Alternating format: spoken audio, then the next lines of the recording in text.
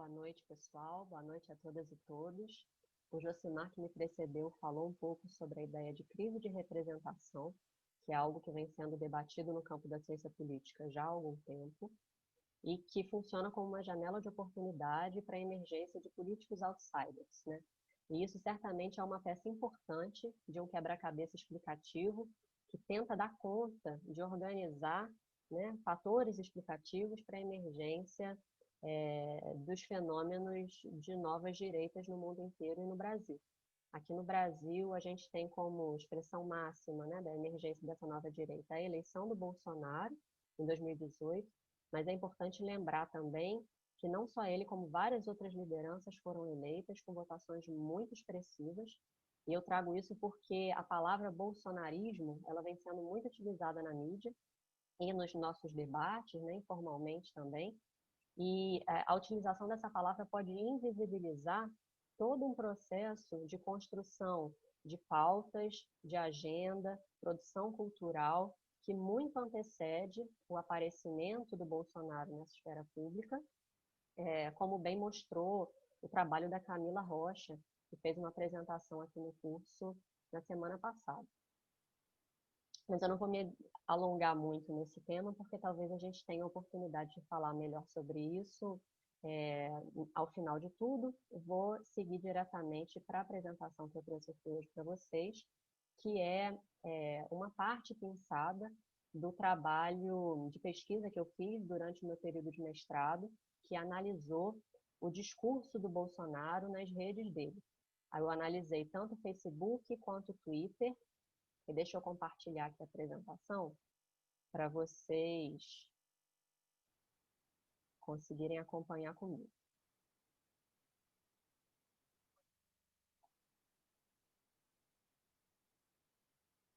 Bom, parte do impulso para fazer esse trabalho e essa pesquisa surgiu na ideia de que, se a gente olhar só para o campo da institucionalidade, né, organização partidária, tempo de TV, isso é insuficiente para explicar a emergência das novas direitas nas eleições de 2018. Então, é preciso olhar para além disso, né? É preciso discutir que ideias estão por trás disso, e na minha leitura era fundamental conseguir compreender quais eram os pilares dessa narrativa, né? desse discurso mobilizado pelo Bolsonaro, mas não só por ele, também por outras lideranças. As páginas do Bolsonaro foram escolhidas porque, na época, as análises de cluster, elas indicavam que as páginas de Facebook e de Twitter do Jair Bolsonaro eram os principais difusores e disseminadores de conteúdo para esses grupos de novas direitas nas redes. Então, aqui indo direto ao ponto, a gente conseguiu identificar 27 grupos de conteúdos analisando esse material. Esse material é composto por quase 1000 postagens, tanto de Facebook quanto de Twitter, coletados entre 8 de março e 6 de agosto de 2018, que é exatamente o período de pré-campanha do Bolsonaro. Quando a gente olha para esses 27 conteúdos, os dois primeiros ali, que estão assinalados, o Mito em Campanha e Multidões em Apoio a Bolsonaro, eles foram descartados da análise para poder não contaminar a amostra, na medida em que esses dois grupos de conteúdos, eles não apresentavam nenhum conteúdo muito substantivo ideológico. Eram só, basicamente, o Mito em Campanha, são pessoas chamando o Bolsonaro de mito, e essa Multidões em Apoio a Bolsonaro basicamente imagens do Bolsonaro chegando em aeroportos e sendo ovacionado, pessoas gritando em apoio a Bolsonaro, mas não tem nenhum conteúdo mais substancial ideológico, né? Então, a gente passa para os de baixo, para a gente olhar em grau de importância, né, em relação à quantidade disso nessa amostra que foi analisada. Então, em primeiro lugar, a gente tem essa valorização dos militares, o que não surpreende, porque desde a primeira eleição dele, em 88, até 2010, essa ideia, esse discurso direcionado para os militares, era praticamente a única coisa que ele fazia no Congresso. Então, assim, isso realmente era a tônica principal do discurso do Bolsonaro até 2010. A partir daí, isso muda um pouco. o Bolsonaro passa a abraçar outras pautas, né, de ordem moral e se lança aí, a partir desse momento, como uma liderança de um grupo conservador, se aproximando também dos religiosos, mas antes isso não acontecia, e a gente vê a permanência desse tipo de discurso, né, que valoriza os militares até hoje, ou pelo menos até aquele momento em 2018.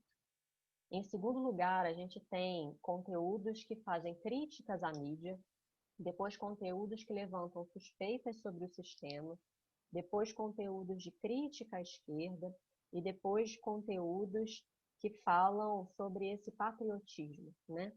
E também a questão da religiosidade presente.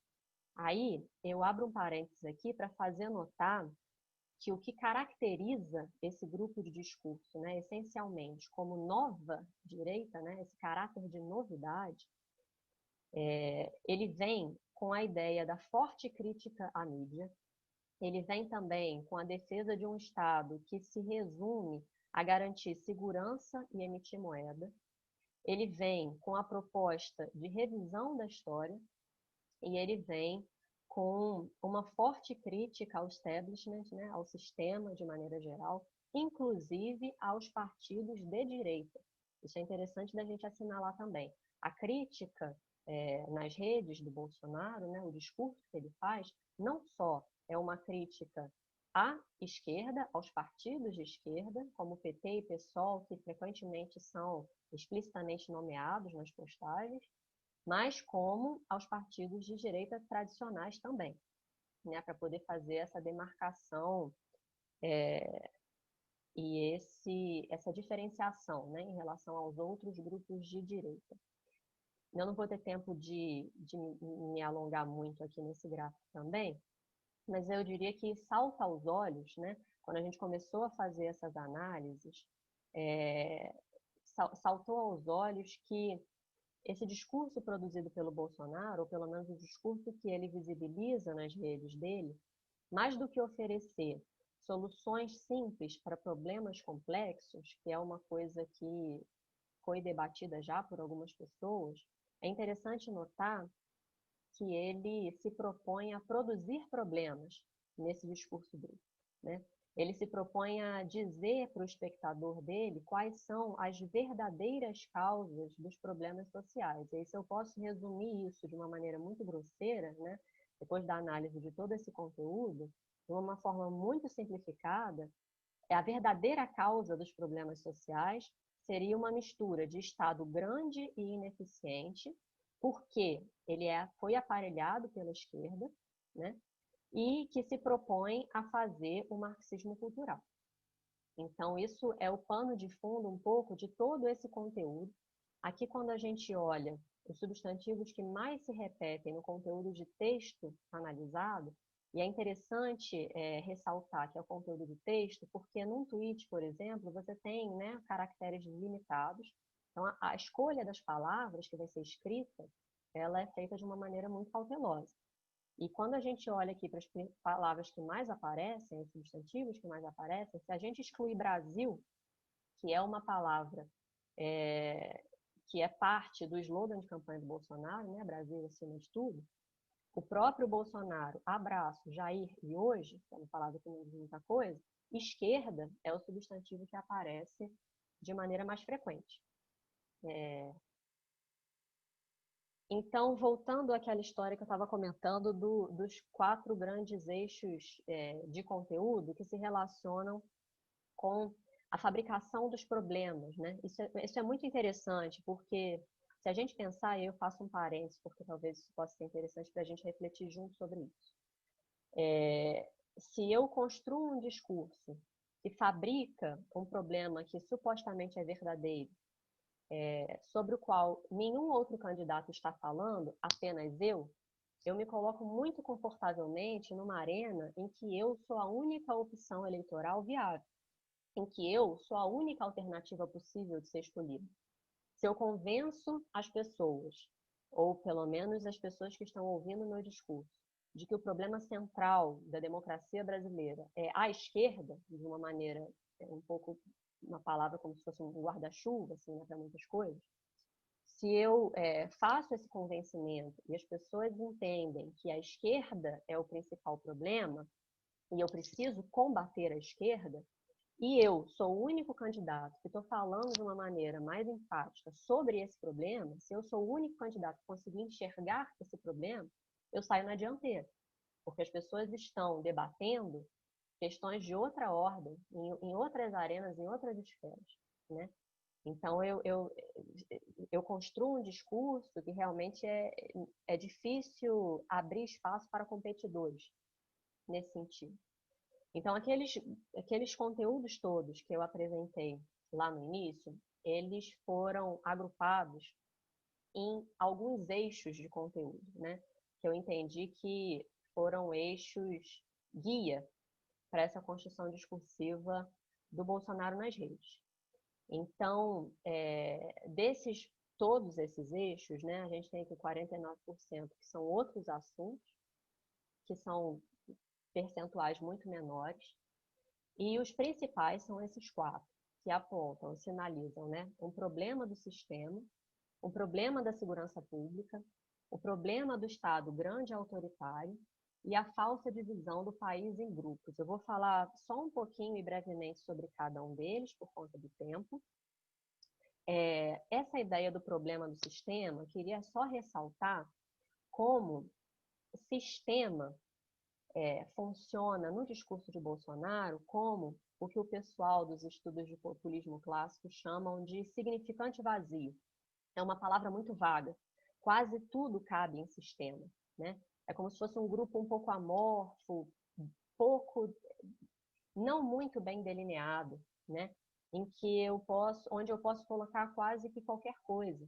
E nesse sentido, é muito difícil você conseguir construir um discurso que desminta isso ou que tire a legitimidade disso por conta da amplitude que isso envolve. Então, você tem essa questão também do problema da segurança pública, que é um pouco mais óbvia, né? Mas para além dos problemas de segurança pública com os quais a gente está mais acostumado, que são esses problemas cotidianos, de, né, assalto, roubo, etc., envolve também o Bolsonaro no discurso dele, que é visibilizado, envolve nesse grupo do problema da segurança pública também a baderna da esquerda, né? A ameaça comunista, de certa forma, é também um problema de segurança pública. Isso é relacionado na retórica construída por ele nas redes. O terceiro problema, que é o problema do Estado grande e autoritário, eu vou falar um parênteses sobre isso interessante um pouco mais à frente, mas isso é relevante de ser notado porque é de fato um fator diferenciador das novas direitas se comparadas às antigas direitas. Esse problema do Estado grande e autoritário, ele aparece como algo a ser combatido com liberdade. Então, um certo arsenal de palavras do campo liberal são mobilizados para trazer soluções para esse problema do Estado grande e autoritário. A falsa divisão do país em grupos é uma outra forma de falar sobre patriotismo, sobre nacionalismo, em última instância, né? O discurso é o seguinte: a esquerda divide e segmenta a população em grupos de minorias, negros, mulheres, LGBTIs, e isso é um problema porque impede a nação, impede a população como um todo de se perceber como um Brasil único, né? Então, isso seria um problema, inclusive, para a aplicação de políticas públicas no discurso do Bolsonaro. Eu vou passar rapidamente sobre isso aqui, eu coloquei só para ilustrar. Se a gente olhar para os 4 principais eixos, o problema do sistema, né, e o problema da segurança pública são os que mais engajam nas redes sociais, e nesse sentido são os principais responsáveis pelo espalhamento desse conteúdo nas redes, né? Aqui a gente tem imagens relacionadas ao volume de likes e ao volume de compartilhamento, mas quando a gente olha para comentários e os outros indicadores das redes sociais, a gente percebe exatamente o mesmo padrão. Então, quando a gente faz a análise desse discurso nas redes, a gente percebe, né, o primeiro ponto, o que eu já disse, a mobilização dessa ideia de liberdade com menor interferência do Estado. Isso, de fato, é algo que rompe com a tradição discursiva dos candidatos de direita historicamente no Brasil, né? Então, havia, de maneira muito clara, a defesa de um programa econômico ultraliberal que propõe privatizações, redução de direitos trabalhistas, redução do imposto sindical, tal como o Jair Bolsonaro comenta aqui nesse tweet que eu coloquei para ilustrar. Os vídeos do Paulo Guedes, eles eram postados nas redes com alta frequência, em que ele faz toda a defesa, né, de uma política econômica bastante mais liberal. Então, não se sustenta uma análise que dá a entender que o Bolsonaro não visibilizou ou não tornou visível para os eleitores dele, ou para os potenciais eleitores, a pauta econômica. Isso não é verdade. A pauta econômica estava muito presente nas redes do Bolsonaro durante esse período de pré-campanha, inclusive em vídeos do Paulo Guedes, falando explicitamente e utilizando palavras desse universo liberal. Aí eu faço um parênteses para trazer uma coisa que eu acho que é interessante da gente pensar. A Isabela Calil, que é uma antropóloga, fez uma pesquisa qualitativa recente em que ela entrevista pessoas de classe média baixa sobre preferências relacionadas a questões do Estado, de maneira geral. Então, ela pergunta se as pessoas querem um Estado menor, um Estado mínimo. E as pessoas respondem que sim, que elas querem um Estado mínimo. Só que quando ela dá sequência no questionário e pergunta o que você espera da educação, as pessoas respondem, não, eu espero melhoria nas escolas públicas. O que você espera da saúde? Eu espero melhoria nos hospitais públicos. E assim sucessivamente. E aí ela pergunta, mas o que você entende por Estado mínimo, por Estado menor? E ao que as pessoas respondem, eu quero um Estado que interfira menos na educação dos meus filhos, né? Então, de certa forma, houve um malabarismo para linkar um conjunto de palavras que dizem respeito a uma defesa política econômica, né, de ordem mais liberal, para se associar com uma defesa de pautas mais conservadoras, no sentido de não interferência do Estado na minha liberdade de opinião ou na maneira como eu crio os meus filhos, né? Isso está muito relacionado com esses embates que a gente vê, inclusive, mais concretamente, né? O Escola Sem Partido, para dar uma coisa concreta para todo mundo visualizar.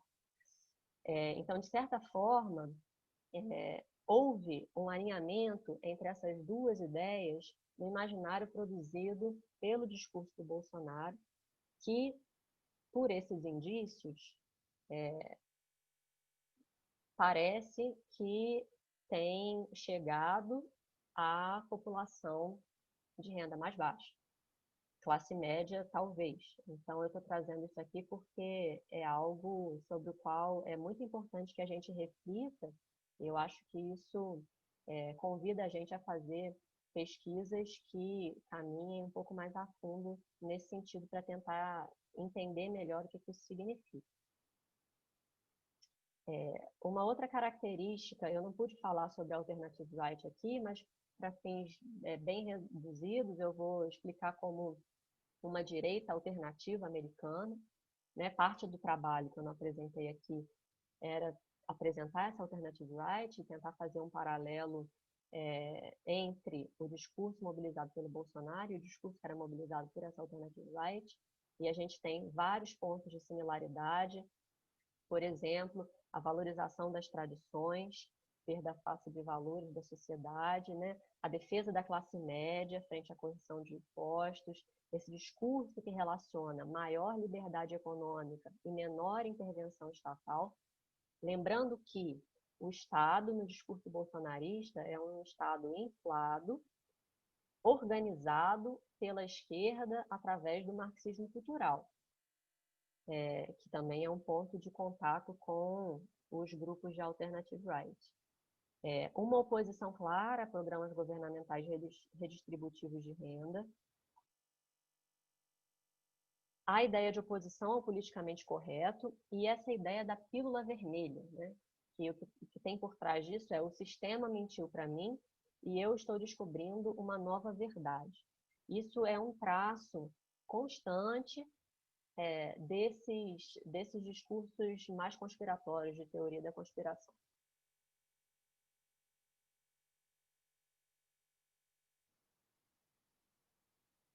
Estava demorando até passar o slide. Uma outra conclusão interessante dessa análise que eu fiz é entender que, de maneira alternativa a que algumas pessoas poderiam esperar, né, tendo em vista que o Bolsonaro é retratado na mídia mainstream majoritariamente por polêmicas relacionadas a grupos de minorias, uma parcela bastante minoritária do discurso analisado toca nessas questões. Então, a gente tem essa postagem aqui para dar uma ilustrada nisso, que é o Bolsonaro abraçando uma mulher e pessoas negras ao redor dele, e a legenda é: muito racismo e homofobia juntos, chega do politicamente correto. Essa legenda é uma ironia, né? Ele está tirando sarro da grande imprensa e dos críticos a ele, no sentido de que as pessoas falam que eu sou isso, mas na verdade eu não sou isso. E nos discursos que ele visibiliza, nas postagens, esse tipo de conteúdo praticamente não aparece. Uma outra questão também que a gente identificou nessa análise do discurso é que os sentimentos identificados como principais aglutinadores das grandes manifestações a favor do impeachment, né, como a ideia do antipetismo e a ideia de combate à corrupção, fora a corrupção, eles estão contemplados no principal eixo organizativo de conteúdo do Bolsonaro, que é o eixo antissistema. A Mara Telles, na semana passada, também falou bastante sobre isso na apresentação que ela fez aqui no curso. E por último, para encerrar, para a gente poder passar para a parte do debate, o cerne estruturante do principal eixo de conteúdo é a construção da narrativa de que a ideologia de esquerda é o problema fundamental que precisa ser enfrentado. Isso realmente é algo que salta aos olhos, né? Porque não são só as pautas que foram mobilizadas na grande mídia, né, que visibilizaram muito a questão da corrupção, principalmente do governo do PT. Ele coloca a questão ideológica como sendo um problema, ou o problema mais grave. Isso aparece de maneira homeopática e de formas diferentes em diversos conteúdos que são apresentados nas redes dele. Eu finalizo por aqui. Espero que a gente consiga refletir mais sobre isso agora na parte do debate. Essas referências provavelmente vocês não vão conseguir enxergar muito bem na telinha, mas eu disponibilizo para quem tiver interesse essa parte aqui do slide.